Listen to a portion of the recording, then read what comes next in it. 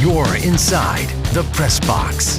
Christian FM Sports presents Inside the Press Box, where we discuss all sports from our favorite high school team to college and pro. Here's your host, Paul Tipton and Gary Paris.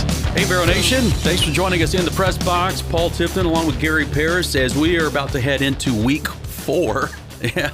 Week 4 of high school football. Before we talk about week 4 in our first district matchup of the season, we got a recap from week 3. Boy, oh boy, what a game it was. You got the 3-time defending 2A state champ Cocoa Tigers coming into the Citrus Bowl. And Vero Beach, I mean, I got to tell you, Gary, I did not fully see this one coming. A 38-3 victory over Cocoa. Are you serious? Hey, I'm like you. I thought we had a shot of playing them good, and I thought we had a shot of possibly winning because our defense was starting to play some really, you stop and look at the first exhibition game, our defense gave up 30 points. You look at the second game, we gave up 31 points. Then all of a sudden, our defense started playing good, and I'm sitting there thinking, you know what? We got a real legitimate shot at look at it. This team is young. It's they lost a lot of kids from last year, and Ryan Snyder, the head coach, is a great coach. He's a brilliant offensive-minded person. Yeah. And I thought, you know what? I even with all that being said, I thought we had a shot. Did not see 38-3. I don't think any of us did. And I give my hats off to Lenny Jankowski for the offense he ran, the scheme he ran on his offense. And how about Bill Mata's defense? Oh, my goodness. 3 awesome points against a powerful team like Cocoa.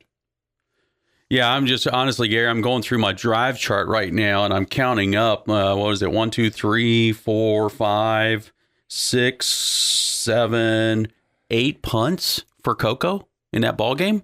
I mean, that's impressive on the defense, especially when you talk about the type of offense that you know that Ryan Snyder is going to bring to the table there, that our defense forced 8 punts. Yeah, but then when I saw that into the first quarter of that game, I said, oh, this is not the Cocoa we've seen in the past. This team has got some young kids. They got a lot of young players that are playing for the first time. They lost a lot of seniors. And you look around and you say, well, we got a really good chance to win this game. And I really thought, I looked over at you and said, this is not the Cocoa we saw 2 years ago that came to Vero Beach. No, it's obviously not. And look, I get it. It's hard to stay on that mountaintop. I mean, you give a lot of credit to that program. I mean, to have, first of all, they've got 7 state titles, not to mention, I think 2 or 3 times they were runner-up in that stretch. To be 3 consecutive times state championship, that just speaks volumes. I mean, it's an impressive stat.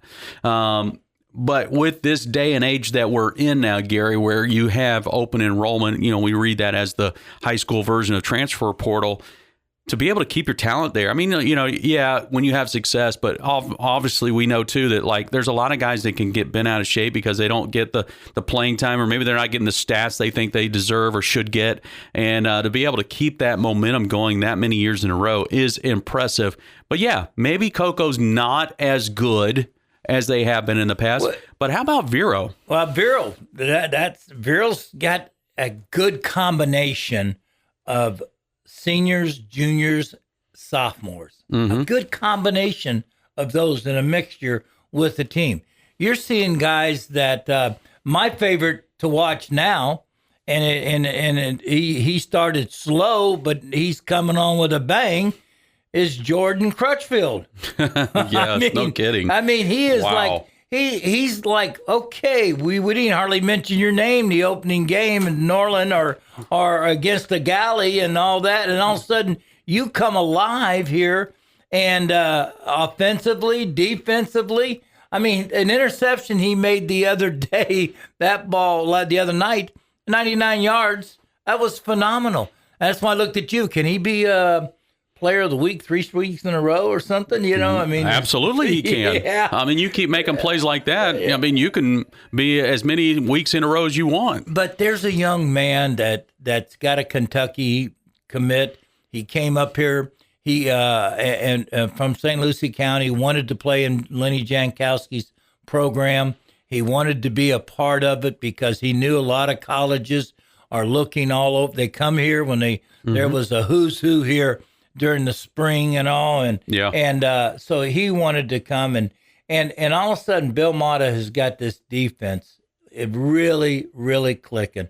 Lance Stone, the linebacker, number 44. Yeah. Man, we didn't even mention his name the first couple weeks. All of a sudden, he's now coming alive. He understands what Coach Mata wants. When we went to Gainesville, we started to see the light come on. Yes. Yeah. And you look at that and you want, okay, there's a guy that loves playing some football. Yeah. And then you got your defensive line again. They got outmanned in size up in Gainesville against Buchholz. Yeah. It was a big line. It was a big line. Yeah. But then you saw this week where they just put havoc all over the quarterback. They got up there. They were pressuring him. Yeah. The talent was starting to show there, and the secondary was playing very well. And Bill Mata to give up 3 points just against a team that's known to score a bunch of points a game. I was very impressed with Mata's defense, but Lenny Jankowski's offense, wow. I mean, how about what he's done with E.J. White? Oh my goodness, Gary! I mean, we could do a whole podcast just on that alone. I mean, it has been amazing to watch. You know, we've watched EJ since his freshman season, where he came in and basically Lenny had him in some specialty package to play quarterback, really to use more of his legs than his arm. And then the next couple of years, it's been primarily let's play wide receiver, and even in this year. That was going to be his primary role, was to be a wide receiver. Yes, he was kind of slated to be maybe the number 2A quarterback, if you will. I mean, you obviously got Landon Kaler that can play the backup role as well. And I do think we haven't really seen it because of situations now that I think that we will probably have seen EJ in certain, situations, maybe like a, first and goal from the 5 or something like that, where EJ might come in and play quarterback just to kind of, be a dual threat type of situation. But yeah, to see how he is playing, how he's really throwing the ball, his decision making, being able to process the field quickly, it's amazing. Well, you go back, you have the stats there. And one of the things that you got to look at, he really only played a half. Yeah, true. He only played a half. Yeah. I mean, the second half was we put in the Kaler, the backup, in at that time in the second half of this ball game, I mean, he did play in the start of the third quarter. Well, right, but. Yeah, once he, we came out after halftime, obviously got the ball back and to start the third quarter, and we go, 5 plays and 90 yards, and one of those was a nice big long pass to Stinson, and then at that point we're up 31-3, and it was pretty much at that point, okay, well, we pretty much got this game in hand, and we're going to see a couple other guys get a chance to play. Yeah, man, that's his numbers in those 3 periods. That first half, just rushing alone, his ability to coach calls, and that's his scheme, is to allow him to run the ball. Yep. And he had a good day. Yeah, he had 14 carries, 89 yards for a touchdown. His throwing numbers, his passing numbers, I should say, 12 of 17 for 117 yards, 2 touchdowns. He did have 2 interceptions in that game, but still, I mean, he hit 6 different receivers in the ball game. I mean, and how about Austin Banshoff? I mean, the last couple of games, I mean, he has really... He's had to step up. He's had to step up, and he's been productive. It's been great to see. Yes. I was talking to his mom and dad before the game Friday night, and he's really itching to score a touchdown. That's the one thing. He's like, yeah, I've caught a couple passes in some games. I want to score a touchdown. I love that. I love that. That's a goal of his. He's hungry. He had, I think, 5 catches or so in that game, or 4 catches, 4 or 5? 5 for 63. 5 or 63. He filled in for the. We had Trey Woods was hurt. He played last week. He played some in the game. Yeah. And Jarvis Jacobs had been out because of a shoulder injury. Yep. And so he was the next man up. And guess what? He may be the man up. Yeah, exactly. That's how well he's playing right now. And that's what you look for in a ball player, is that he's willing to step up and then stay up. I think what's really cool about this, Gary, is, I mean, you look, and we knew this going into the season. We said, man, the offensive skill guys, man, there's a lot of talent that's going to be on the field, a lot of opportunities, and it's going to make it very difficult for defenses to be able to key in on one particular guy. But there's always the X factor of if guys can actually be productive in the games. You know, I mean, you can look at guys and go, man, this looks great. But if they're not catching the ball, if they're not making the blocks, if they're not doing what they're supposed to be doing, it doesn't mean anything. These guys are doing what they're supposed to do. One thing I've learned about Lenny Jankowski is that your number one team gets a lot of reps with the number one quarterback. Mm-hmm. But also he rotates everybody in.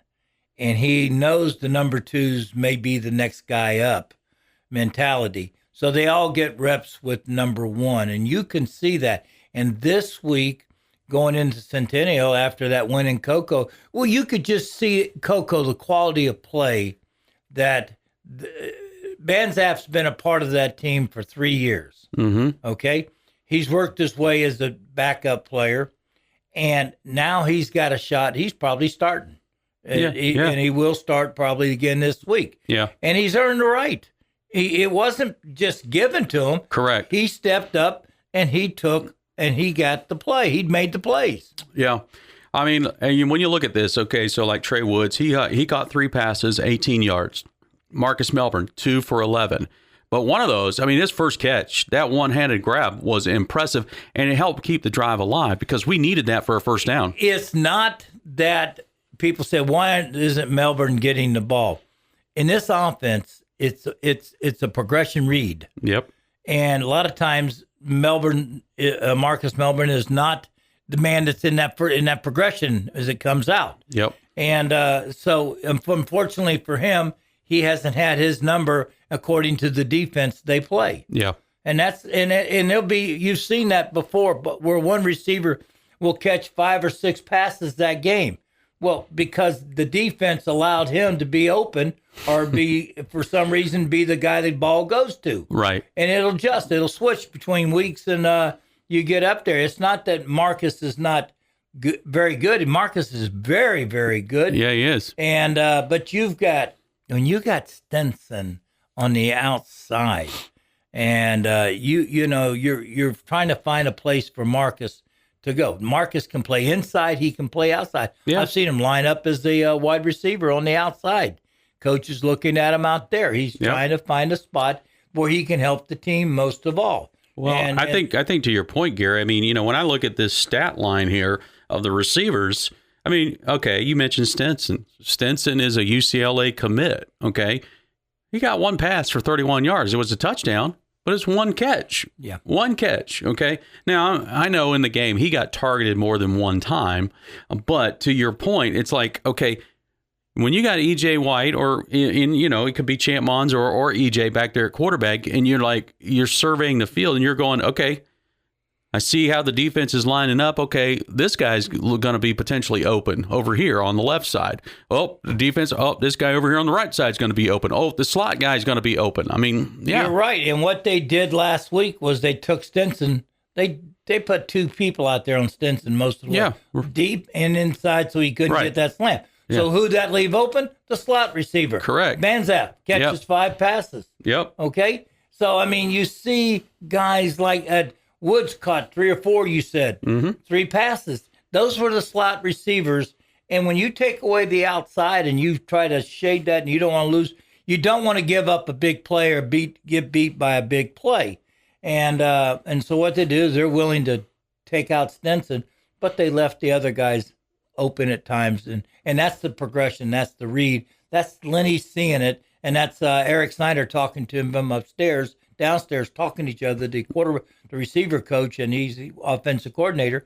They're talking to each other, and you gotta love what's happening on that with the combination of coaches, players, everything out there. Yeah, absolutely. And I mean, it's impressive to watch. I mean, it's to really see it develop in front of our eyes is kind of fun to watch and see, like, okay, you got all these different weapons that you can count on now. And that's the big thing. You can count on them. Well, the other thing, Paul, I mean, Crutchfield he's playing defense. He played a great game last week. He defense, that interception, ran back 99 yards, but he also got a chance to play some offense. Yeah, and he got a pass for 20 yards. Yes. And again, here's the thing it's interesting. So let's just say, okay, we think we got the right defense. We got all 4 of those receivers covered. Well, guess what? You forgot about the guy that's coming out of the backfield named Jonathan Hilsman. Whoa. And he catches 2 passes for 29 yards, and one of those was a 20-yard touchdown. He runs the wheel route as well as anybody I've ever seen. The timing is so impeccable. It's so sweet. You got your quarterback looking one way and then throwing the ball as he goes around like that. Because when you look this way, that's going to pull the safety over, and then you've got a wide receiver going inside. That takes your corner away, and wow, that has been a beautiful play for Coach Jay and the running back. And I'm glad we always said he had great hands. Yep. He runs the ball well. He actually did a good job running last week also. Yeah, I mean, he had 5 carries, or excuse me, he actually had 9 carries for 92 yards and a touchdown. Not bad. That's a good 10 yards a carry. That's my kind of. That's a good game. Yeah, very good game. See him come back and be able to do that. That was fun to watch that. And again, Crutchfield is a Kentucky commit, but I'm gonna be honest with you. I think before this season's over with, he's gonna have a whole bunch of commits come out his way. Yeah, I think so. Guys, he is 6'3", weighs 200 some odd pounds. Yeah, fast as all get out. Yeah, we saw it, didn't we? And yes, and I mean to tell you, he's pure athletic. Yeah, and he's just pure athletic, having fun. Nice kid, great kid. We had a chance to interview him at Caps, and you were impressed with the way he just kind of carried himself and talked about it. I like his confidence. You know, it can borderline being cocky, but that's okay. That's okay. he believes in himself, and rightfully so. He's proving it on the field, both on the offensive and the defensive side. So Vero Beach, Gary, you know, when we were looking at this schedule about a month and a half ago, we were looking at this going, wow, this is a very tough stretch for Vero Beach, starting with the preseason game against Miami Norland and going through O'Galley. Then you got Buchholz, Cocoa, and in a minute we'll talk about our first district contest against Centennial. But Matt and I actually were talking about this beforehand of like, you know, I think if Vero Beach somehow manages to go 2-1 in that first 3 weeks, that's an impressive stat line. I did not envision 3-0. I really didn't. I don't think anybody did. I don't think that that any of us saw that. You like to think, well, we got good talent, we got a good job, we got a great quarterback in Mons, and none of us saw Mons getting hurt. True. No doubt. That ankle sprain he's got, and that it's nagging, and we don't know when he'll be back. Yeah. And it's just one of those things. You don't take a chance with a young quarterback or anything like that right now. But we didn't see that coming. Yeah. We didn't see EJ step up and play the quality of quarterback that he's. I've never seen him. Never seen him. Yeah, do that. We've never had the opportunity to really see it. Yeah. And his role as a leader out there, the team trusts him. Yep. The linemen are behind him, and the coaches are behind him, and your receivers are behind him. I mean, that tells me right now that he has taken the role, and his ability to run he's not afraid to get hit. Yeah. And they see that. They see the film. They see he's willing to throw his body in there. Then by gosh, we better be doing ours too. And, Right. Yeah. And it's that mentality that you love to see in football. And right now, Coach Jay is probably one of the happiest guys in the world. Not because he's won 3 straight regular season games. He's got his ball players playing some really good football. Yeah, agreed. So, yeah, I mean, and right now, not that, you and I don't like to really, emphasize this too much about the rankings or whatnot, but in 7A ball right now, Vero Beach is ranked number 3. Lake Mary and Venice are ahead of us, respectively. I kind of thought after this past weekend with the win over Cocoa that might nudge us up at least to number 2. We're not off by much. I mean, it's literally just by tenths of a point that we're behind Lake Mary right now. In the end, does it really matter? Not a lot, but when we get down the road for postseason play, it could. It doesn't mean a spit right now. Right. Because what it does, we don't know the formula. Nobody knows the formula that Max Prep uses. Well, I shouldn't say nobody does. There's only a few select that actually know. They do know, right. And it's the most important is your strength of schedule and how these teams do all through the year. Mm-hmm. They have a formula put together. So I've always said I never worried about being in the top 20 on the 3rd or 4th week of the season. Yeah. It's where you are at the end of the season. It's going to be important because what you would love to have is all the home games that you can get. And the only way you can get those home games is win your district and be a high, convince the pollsters that you are worthy of a higher ranking at the end of the year. And that's the most important. And it starts with you got to win your district. And guess what? We got our first district match. Yes, we do. We got St. Lucie West Centennial coming to the Citrus Bowl this Friday night. The Eagles right now have a very interesting record right now. They're 0-1 technically.